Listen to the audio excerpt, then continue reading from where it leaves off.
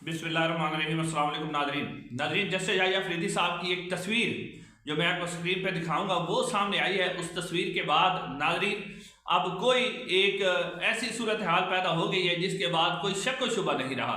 फिर जस्टिस मंदोखेल साहब ने अहम रिमार्क्स दिए हैं जो मिलिट्री अदालतों के अंदर सिविलियन का ट्रायल है उस रिमार्क्स के बाद भी अब ये लगता है कि जदरिया जो है मुकम्मल तौर पर इस्टेब्लिशमेंट की गोद में बैठ गई है। इस खबर की तफसीलात आपके सामने रखते हैं। उसके अलावा नाज़रीन शेर अब्दुल मरवत साहब अब खुल के सामने आ गए हैं और उन्होंने पहले इमरान रियाज खान और अब सदीक जान को जवाब देते हुए ट्वीट किया है। उस ट्वीट के बाद भी उनकी जो सूरत हाल है वाज़ेह तौर पर जाहिर हो गई है कि वो मुकम्मल तौर पर नून लीग और इस्टेब्लिशमेंट के बयानिए के साथ खड़े हैं। उसके अलावा नाज़रीन सबसे पहले मैं आपके सामने रखता हूँ कि पीपल्स पार्टी की जो रहनुमा शैला रजा साहिबा, उन्होंने एक टीवी प्रोग्राम के अंदर बड़ी अहम बात की है और वो बात उन्होंने की है, आपको पता ही होगा कि गवर्नर पंजाब जो है सलीम हैदर साहब, उन्होंने इससे पहले कहा था कि अताउल्लाह तारड़ साहब लाहौर से इलेक्शन हार चुके हैं। ठीक है, उन्होंने कहा था कि बिलावल भुट्टो भी नहीं जीते लेकिन अताउल्लाह तारड़ भी नहीं जीते, तो अटक और रावलपिंडी का भी नाम लिया था। तो अब शैला रजा साहबा ने भी एक प्रोग्राम के अंदर इस बात का इकरार किया है कि बिलावल भुट्टो जरदारी साहब भी नहीं जीते थे, मैं मानती हूँ, लेकिन अताउल्लाह तारड़ भी नहीं जीते थे। तो अब एक और गवाही आ गई है ये गवाही पीपल्स पार्टी से आई है जो कि हुकूमत के इत्तेहादी हैं। तो अब तो वाज़ेह तौर पर सूरत हाल और भी सामने आ गई है। अब नाज़रीन आते हैं जैसे याह्या अफरीदी साहब का जो बयान है उसकी तरफ। नाज़रीन जैसे याह्या अफरीदी साहब जो है, याह्या अफरीदी साहब की एक तस्वीर सामने आई है, तस्वीर आप स्क्रीन पे देख लें। इस तस्वीर के अंदर याह्या अफरीदी साहब, शहबाज शरीफ साहब, अटार्नी जनरल, वजीर कानून एक ही लाइन के अंदर खड़े हुए हैं। और नाज़रीन अब इसके बाद इस तस्वीर के बाद जो इलामिया वज़ीर आज़म हाउस की तरफ से सामने आया है वो यह है कि वज़ीर आज़म शहबाज शरीफ साहब ने जो याह्या अफरीदी साहब से मुलाकात की है ना, इस मुलाकात के अंदर लापता अफराद जो है उनके मुतल्लिक़ गुफ्तगू हुई है, यानी लापता अफराद के मुतल्लिक़ गुफ्तगू हुई है। तो नाज़रीन पहले मैं आपको यह बताता चलूँ कि जब इमरान खान साहब को पाकिस्तान की फ़ौज ने गैर कानूनी तौर पर शीशे तोड़कर इस्लामाबाद हाई कोर्ट के अहाते से अगवा किया था और उन्हें गैर कानूनी तौर पर अपने पास रखा था, तो सुप्रीम कोर्ट ऑफ पाकिस्तान ने इमरान खान साहब को तलब किया था और इमरान खान साहब की गिरफ्तारी को गैर कानूनी करार दिया था। और उसके बाद जैसे जो उमर अता बंदियाल थे उस वक्त, उन्होंने कहा था इमरान खान को गुड टू सी यू, सिर्फ उन्होंने गुड टू सी यू कहा था जो कि इखलाकी तौर पर ऐसी चीज़ होती है। और उसके बाद जस्टिस उमर अता बंदियाल पर जो साफ़ी थे उस वक्त के नून लीग थी, सब ने कीचड़ उठा था कि ईमानदार जज है, ये इमरान खान का हिमायती है, इमरान खान के साथ खड़ा हुआ है, इसके पार्टी के साथ खड़ा हुआ है। लेकिन आज आप देखें कि इतनी बड़ी तस्वीर आ गई कि चीफ जस्टिस ऑफ पाकिस्तान इंतजामिया के साथ मिलकर खड़े हुए हैं और आज आप देखें कि सारे सहाफ़ी खामोश हैं। जो उस वक्त ईमानदार कह रहे थे, कोई मीडिया नहीं बोल रहा, सब कुछ खामोश है। तो यहाँ से आप इनकी मुनाफिकत का अंदाज़ा लगाएं कि ये मुनाफिक हैं, मिलिट्री एस्टेब्लिशमेंट के बिके हुए हैं, ये जो बयानिया इन्हें मिलता है वही बनाते हैं।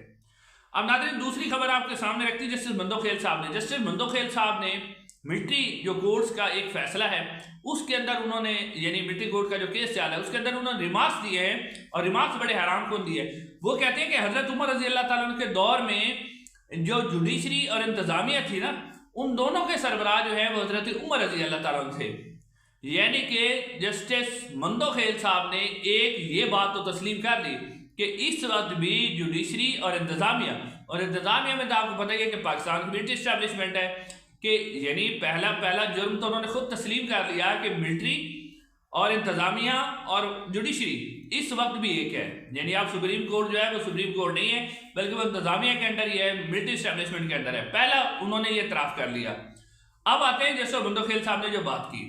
नाज़रीन जस्टिस मंदोखेल साहब उनको ये बताते चले कि क्या हज़रत उमर रज़ी अल्लाह ताला से जब सवाल हुआ था, एक देहाती बद्दू लोग ने सवाल किया था कि अमीरुल मोमिनीन हमें तो जो चादर मिली है हम तो उसका कुर्ता नहीं बना सके, तो फिर आपके हिस्से में जो चादर आई है तो इसका कुर्ता कैसे बन गया, हालांकि आपका तो कपड़ा कम था।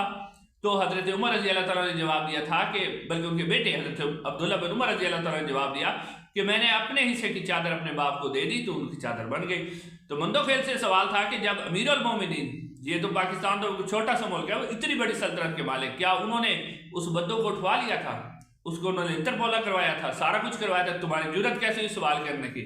उन्होंने तो उसका जवाब दिया था फिर एक औरत ने जब जहेज मुकर्रर करने की बात हक महर मुकर्रर करने की बात आई तो हज़रत उमर रज़ी अल्लाह अन्हु कहते कि उमर तुम कौन होते हो हक महर मुकर्रर करने वाले, जब मेरे अल्लाह ने मुकर्रर नहीं किया। तो फिर हज़रत उमर ने कहा था कि बिल्कुल अल्लाह और उसके रसूल सल्लल्लाहु अलैहि वसल्लम की बात पहले। तो हज़रत उमर रज़ी अल्लाह तआला अन्हु ने क्या उस औरत को उठवा लिया था, उसके घर वालों को उठवा लिया था, उनको लितर मरवाए थे, पौले मरवाए थे, उनके खिलाफ 200-300 मुकदमा दर्ज करवा दिए थे। हज़रत उमर रज़ी अल्लाह तआला अन्हु ने ऐसा नहीं किया। और हजरत फिर एक और बात भी बंदोखेल साहब को बताते चले कि अगर आप हजरत उमर रज़ी अल्लाह तआला अन्हु के दौर में जज होते ना, जिसका नंबर 136 नंबर पे होता और करोड़ों रुपए की आप बरात ले रहे बैठे हुए, ठीक है, तो आप जैसे जो जज है ना हजरत उमर रज़ी अल्लाह तआला उनके गर्दन में उतरवा देते, वो कभी जज बन ही नहीं सकते। आप हजरत उमर रज़ी अल्लाह तआला की मिसालें देते हैं, वो तो गधे पर सफर करते थे, उनके आप वजीफा देख ले कितना था, उनकी सादगी कितनी थी, उनका लाया हुआ निज़ाम कितना था कि हज़रत उमर रज़ी अल्लाह तआला अन्हु के दौर में किसी की जुर्रत नहीं होती थी कि कुछ चोरी कर ले। आपके दौर में तो सारा जुल्म हो रहा है, आप लोग हज़रत उमर रज़ी अल्लाह तआला की मिसालें देते हैं।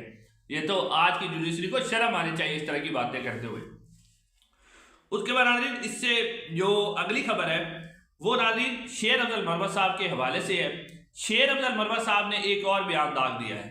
नाज़रीन शेर अफजल मरवत साहब ने सदीक जान की किसी वीडियो का हवाला देते हुए एक ट्वीट किया है और उस ट्वीट के अंदर वो लिखते हैं कि सदीक जान साहब, अगर आप अगर ये बात करते हैं कि इमरान खान को मिलिट्री एस्टेब्लिशमेंट ने गैर कानूनी तौर पे हटाया, तो फिर आप ये भी बताएं कि 2018 में जो है 2017 में जब नवाज शरीफ साहब को हटाया गया था तो उस वक्त भी साकिब निसार और जनरल बाजवा साहब की मिली भगत से हटाया गया था।